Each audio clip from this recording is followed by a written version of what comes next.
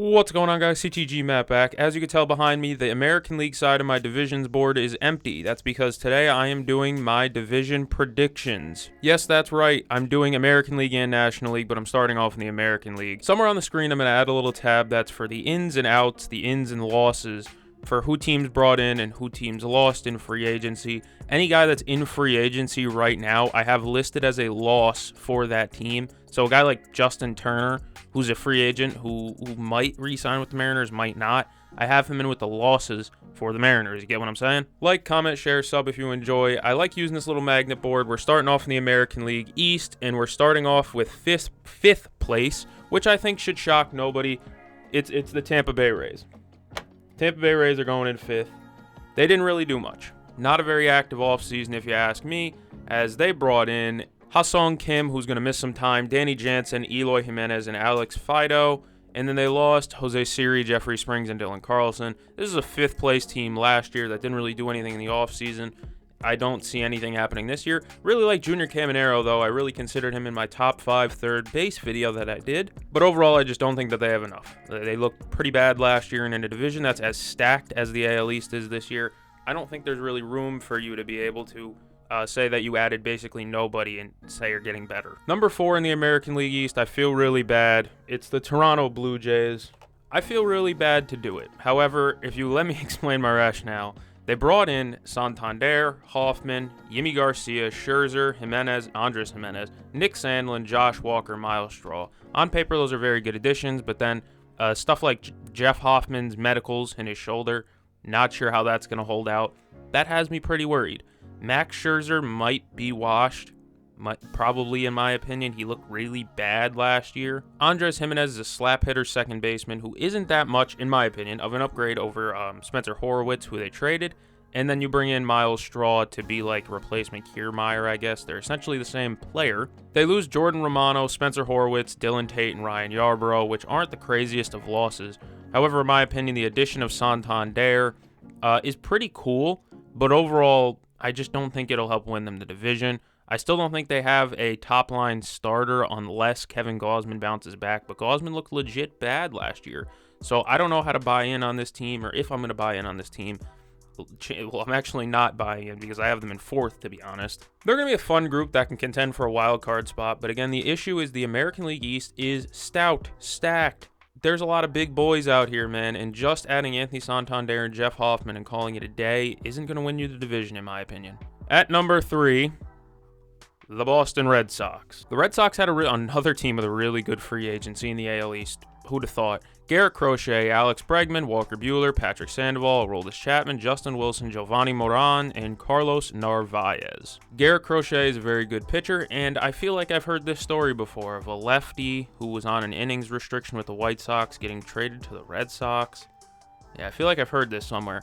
And then Alex Bregman was a pretty good addition just the other day. Patrick Sandoval is going to miss time. Walker Buehler is coming off injury. Very unsure about him. And overall, the reason why I'm so skittish and worried, the losses column, the Red Sox lost Tyler O'Neill, Kenley Jansen, Danny Jansen, Chris Martin, Nick Pivetta, Luis Garcia, and Lucas Sims. The reason why I hesitated there is because I have Kenley written for Kenley Jansen and then Jansen written for Danny Jansen.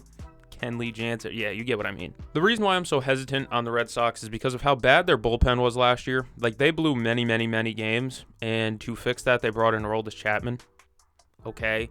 I don't really, that's patchwork. You know, you didn't bring in the real closer. If they brought in a Kirby Yates, if they brought in a Tanner Scott, I'd have maybe thrown them at number 2. But overall, right now, I still see their bullpen as Swiss cheese for a good lineup, especially losing Chris Martin, who was one of their better arms, and then only bringing in Aroldis Chapman really as the fixer. I don't like that. Number 2, as much as I love my favorite team, the New York Yankees. My rationale is they just don't have enough in the lineup. They brought in Belly, they brought in Fried, Devin Williams, Paul Goldschmidt, Tyler Matzik, Tim Hill, and Jonathan Loaizaga. And then they lose Juan Soto, Gleyber Torres, Clay Holmes, Nestor Cortez, Tommy Kahnle, Jose Trevino, John Birdie, Cody Pote, Anthony Rizzo, and Alex Verdugi. I just don't think there's enough danger in their lineup, if I'm being honest. I like Cody Bellinger, but he is not an elite hitter. He's like a 115 OPS plus type of guy, a 120 maybe. Not a very feared hitter, but definitely a respectable hitter, don't get me wrong. And overall, I just don't see their lineup as something like Paul Goldschmidt's their first baseman. He's going to be platooning with Ben Rice. You're hoping Ben Rice can be a featured player, or that Goldie can maybe get some, maybe you can get some syrup out of the maple tree one last time. You know, it's like trying to milk a dying cow. And then they still don't have a third baseman. Oswaldo Cabrera, DJ LeMahieu. The ghost of DJ LeMahieu is playing third still. Come on now, dog. I just don't believe in their lineup. I don't like the lineup very much. They could easily fall down to third. Red Sox could very well lap them. I like their free agency, especially how they kind of had to rework it because they assumed Juan Soto would be back. I think we all kind of did. You know, so they kind of had to patchwork it and fix the team and start from basically zero once Soto signed with the Mets. So they tried. It's just you don't have a third baseman, and you're relying on a bunch of like above average but not elite hitters. I don't think they have a number like 2 hitter, like a second best hitter you can rely upon. Jazz, Austin Wells, Goldie. You have some guys who can try to stir up something. Belly, of course, but at the end of the day, I'm not sure that they have a guy. They don't have a guy like Juan Soto, that's for damn sure. But that definitely worries me. That leaves one. It's the orange team from Baltimore. The Orioles. Orioles added Tyler O'Neill, Tomoyuki Sugano, Gary Sanchez, the Salt Man, Charlie Morton, Andrew Kittredge, Dylan Carlson, Ramon Laureano, and then they lost Corbin Burns, Anthony Santander, John Means, Austin Slater. You're probably looking at me like right now like, what? They lost Corbin Burns, Anthony Santander, and John Means, Austin Slater, and you're sitting here saying that they're going to be finishing number 1? Yes, I like the young talent a lot. Plus, on top of that, yes, they lost Corbin Burns, but they are getting back Kyle Bradish, who was very, very good in the limited innings he pitched last year, and the year before that, he was electric. And then they bring in a bunch of platoon guys. Tyler O'Neill mashes lefties, absolutely destroys lefties. So does Ramon Laureano.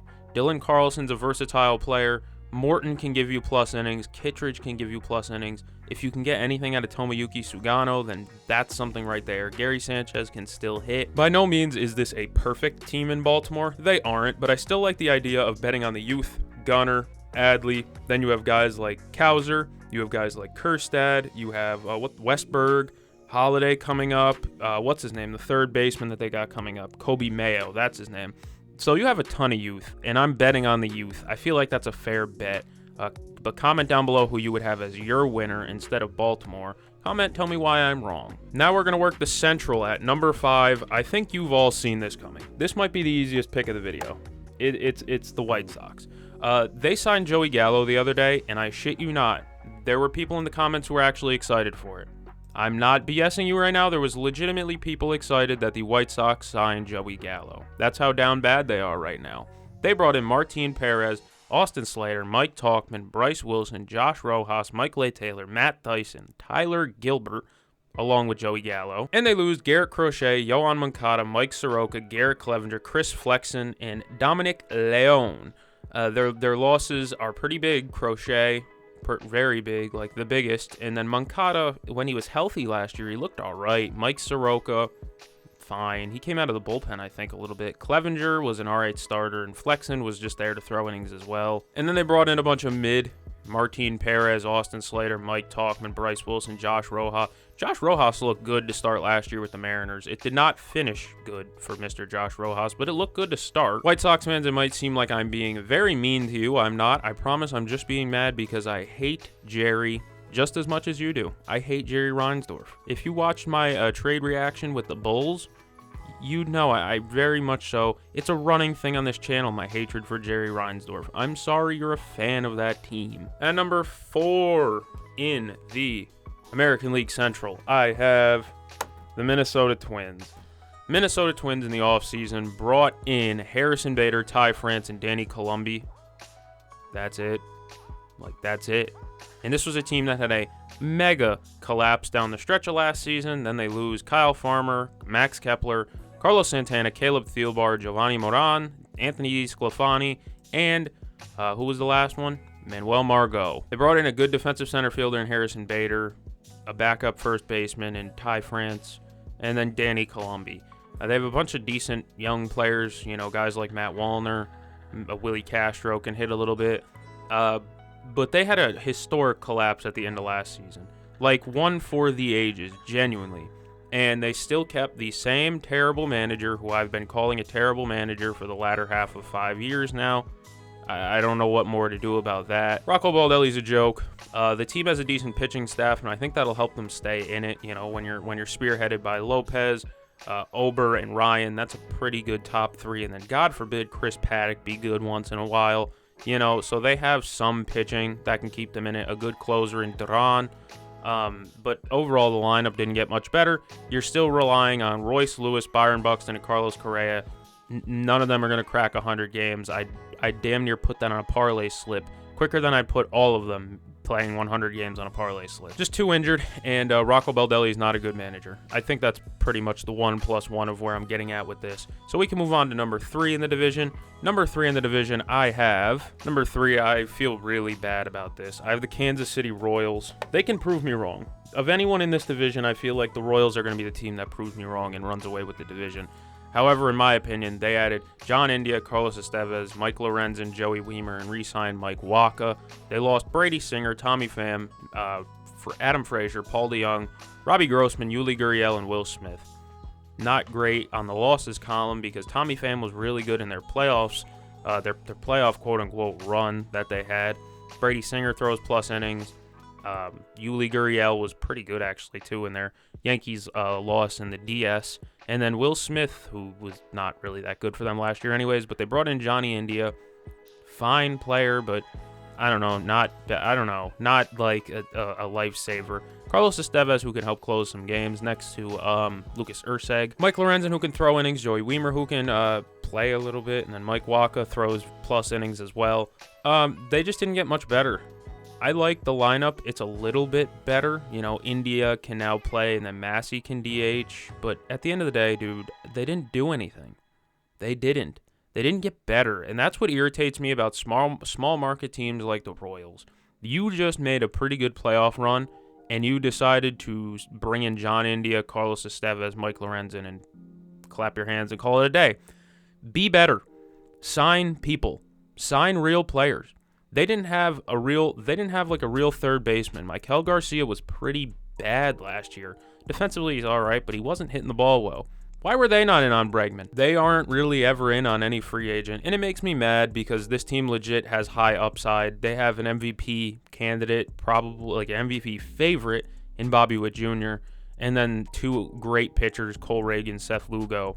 But like, you got nothing. I mean, Tommy Pham was legit decent for them in the playoffs. They're only one that could consistently hit, and you're still relying on Ancient Salvi to be your meat and potatoes. I don't know. I don't like it. Why don't they sign people? At number 2 in the division, Cleveland. I love the Guardians. I love Mr. Chris Rose. I believe he's a Guardians fan. But they brought in Austin Hedges, brought back Shane Bieber, brought back for a third time Carlos Santana, Paul Sewald, Luis Ortiz, and Slade Ciccone. They got in the Josh Naylor trade. Overall, they lost Matt Boyd, Alex Cobb, Josh Naylor, Andres Jimenez, Eli Morgan, Miles Straw, and Nick Sandlin. Not a bad free agency. Not really a good one. Bieber's going to miss some time. Their pitching staff behind Tanner Bybee is who I'm thinking of. So they have like one really good pitcher in Tanner Bybee, but I don't know. They don't have another ace. Shane Bieber is going to miss some time. Carlos Santana, you're still hoping that he's good because although he was really good last year, he is aging pretty quickly. He's like 38 or something like that. He's pretty old. Paul Sewald can give you innings. Luis Ortiz can give you innings. That's like the one piece I'm kind of excited about is Luis Ortiz. Feel like he might be something for the Guardians. Losing Jimenez was weird because I don't know what's next for the second base spot there. But I like that they didn't commit to Andres Jimenez because him and Rocchio next to each other is just two soft-hitting middle infielders, and I think you need one to be at least a good hitter. You're relying on guys like John Kensey to get better and stuff like that, which I'm not sure about. I like John Kensey. I like Lane Thomas. But I'm not sure about this team. There's so many. They're another team that just didn't spend. And it's like, why? Why not? You're there. I don't know. I hate small market teams for that reason. They were very close to actually seeing a World Series. And instead they sold Josh Naylor and they didn't sign any hitting. I don't get it. That leaves one. And it was the team who I think had the best free agency period of any AL Central team, the Detroit Tigers. They brought in Jack Flaherty, Tommy Kahnle, Gleyber Torres, Alex Cobb, and John Brebbia, and they lost Alex Fado. Jack Flaherty back with the Tigers. I think there was something about medicals with him that's worrying, but he was really good with the Tigers when he was there. Tommy Kahnle's a very good reliever, changeup god. And then Gleyber Torres, maybe Hinchey can get something out of Gleyber Torres at second base, maybe make him play some defense. I don't know how he's going to play there, but I like his contact skills, and he likes to slap singles a lot, and that's that ballpark plays for a singles hitter like Gleyber Torres. He can hit gaps pretty well.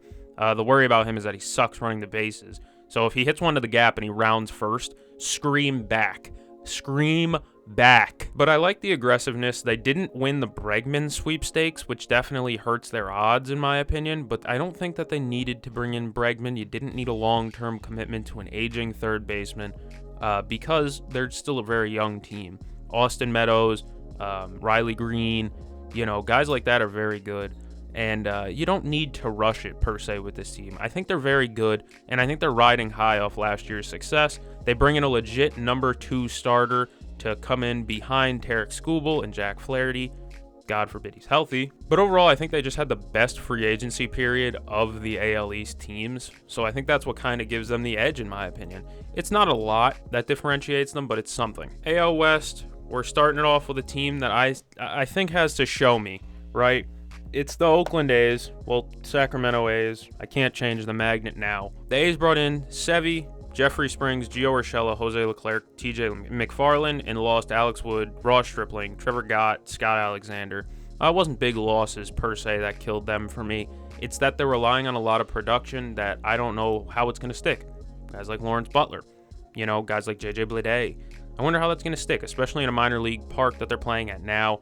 I think there's a lot of uncertainty in my mind with them playing at that park. Brent Rooker might hit 50 homers. That's going to be a show. Brent Rooker might hit 40 plus at a minor league ballpark. However, their pitching staff is top tier, not good, in my opinion. Sevy is like a little bit above average pitcher playing at a minor league ballpark now. And, JT Ginn, JP Sears, I don't like that as their 2 and 3 per se. They throw a bunch of innings, which is respectable, but they aren't the best pitchers I've ever seen. Pitching staff isn't great. The lineup is all right, but overall, I like the additions that some of the other teams made in this division over Sacramento. But either way, this team, Sacramento, if Lawrence Butler's legit, they could shoot up to third, in my opinion. This is a team that the A's, while it might sound like I'm talking bad about them at 5, they're a team that very easily could shoot up to 3 in my mind because they have good hitters. It's just I kind of have to see it to believe it. Like Rooker, Butler, Bleday. That's a pretty good 3 right there. At number 4, I have a free agent spender. The Angels. Jesus, I almost said the A's twice. It's the Angels. They brought in Yusei Kikuchi, Jorge Soler, Kenley Jansen, Travis d'Arnaud, Kyle Hendricks, Yohan Moncada, Kevin Newman, J.D. Davis, and Tim Anderson. They lost Pat Sandoval, Griffin Canning, Matt Thaiss, Matt Moore, Kevin Pillar. The reason why I'm hesitant on this Angels team, even though I like the additions that they made, is because they added a bunch of old guys. I'm not even trying to be mean, but they brought in a bunch of old guys. Kenley Jansen, Travis d'Arnaud, Kyle Hendricks. Yohan Moncada isn't old, but he after all these injuries, he could be 28, but he's basically 36 with how many injuries he's had. Tim Anderson, J.D. Davis, no. But I do like the additions of Soler and Kikuchi. I think that they could help a little bit, and I think that they have some young developing players, guys like Zach Neto, maybe he could take another step up. Guys like Logan O'Hoppe is very good, and then who's their first baseman that I'm thinking of? I can't remember his name right now. Either way, I'm just going off cuff right now. They have a very talented young core. It's just I have to see it. I don't know. I think Yusei Kikuchi is a solid floor pitcher, but he could end up being good. That deal could go bad quick. That's a deal that could age very bad very fast. However, the Angels already had a pretty good core before they did all this free agency stuff, in my opinion. Even pitching staff-wise, Tyler Anderson showed his stuff last year. Soriano was very good in his limited innings. So they have some guys who I think could really help out, along with the free agency signings that they brought in. At number 3 in the AL West, this team disappoints me. All they do is disappoint me. Seattle Mariners.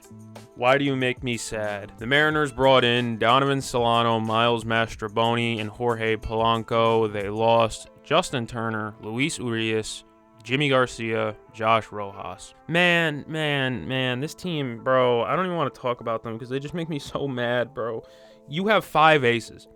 Legit 5 great starting pitchers. And you won't trade one.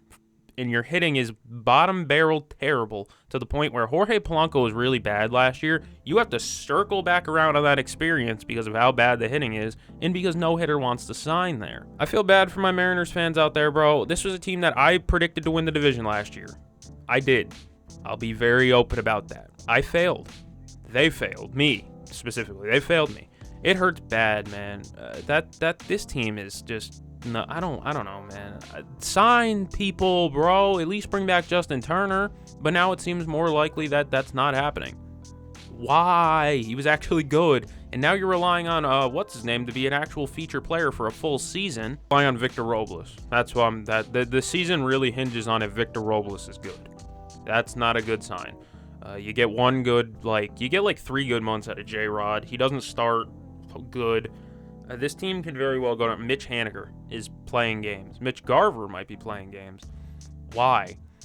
I hated their free agency top to bottom. I should have put them 5th, but I realized that them having 5 very good pitchers will win them games. At number 2 in the division, AL West, it's Houston, H-Town. This is a wild card team if I've ever seen it. They're going to be a powerhouse wild card team. They bring in Christian Walker, Isaac Paredes, Hayden Wesneski, and Ben Gamel. That's their big signing, is Ben Gamel. They lose Kyle Tucker, Alex Bregman, Yusei Kikuchi, Justin Verlander, Ryan Presley, Caleb Ferguson. That's actually an addition, losing Caleb Ferguson. Jason Hayward, Kendall Graveman, Hector Neris, and Jose Urpiggy.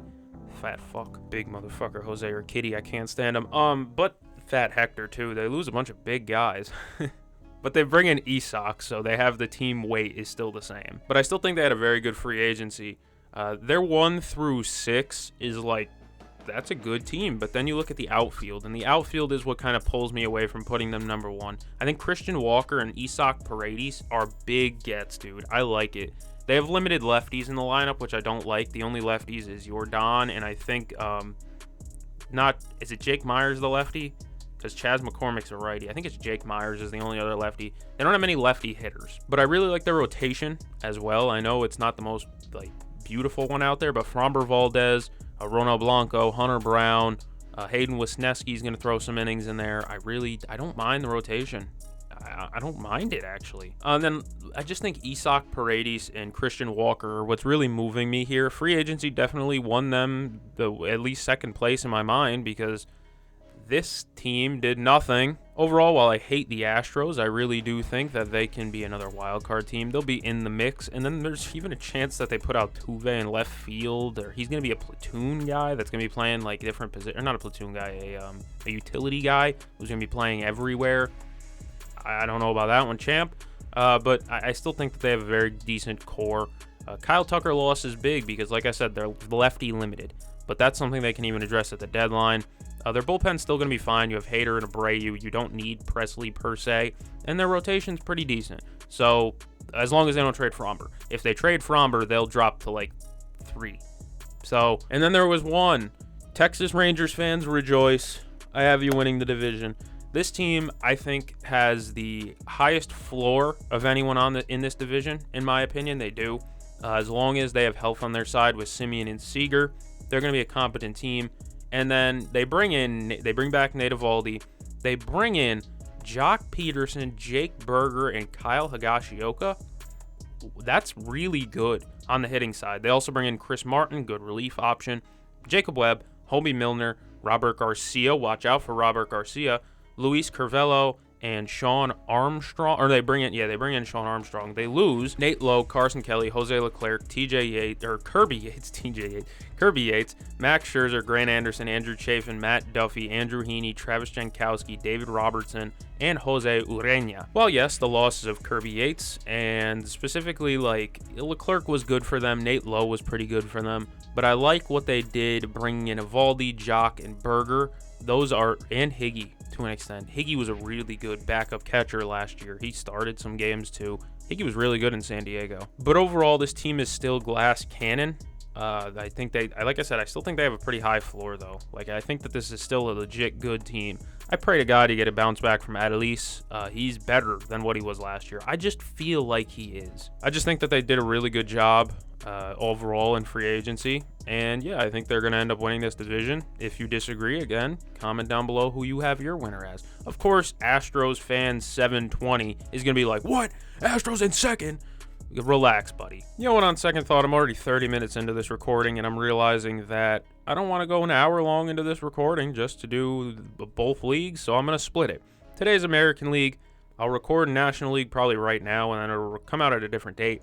If you enjoyed, like, comment, share, sub. Thank you for joining me. I'm going to go catch the MC. See you guys in the next one.